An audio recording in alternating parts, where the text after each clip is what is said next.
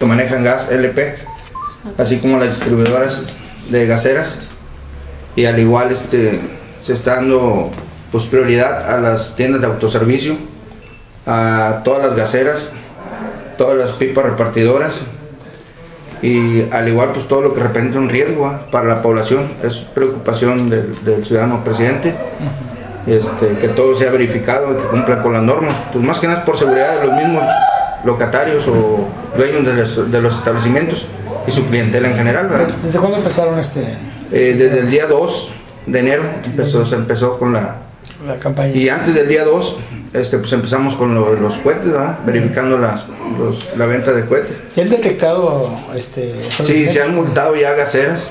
Okay. Se han aplicado multas por no cumplir con los lineamientos de protección civil. Hay de 8,000, 9,000 pesos la multa por pipa, y se ha decomisado también pipas, ¿verdad?, que no cumplen con los lineamientos de protección civil, ya que esto representa un riesgo al andar surtiendo en las colonias o en los ejidos, pues puede detonarse algún incidente, y es lo que tratamos de prevenir. ¿En el sector comercial aquí en la zona centro lo han encontrado también? Aquí en el área de zona centro pues son fugas pequeñas que pueden ser reparadas en el momento. Ahí se les da la oportunidad, ¿verdad? Sabemos de la necesidad que tiene la gente de trabajar.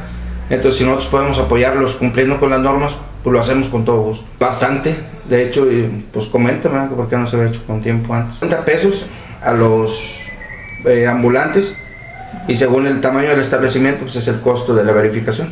Y las gasolineras se cobra 2,500 por establecimiento.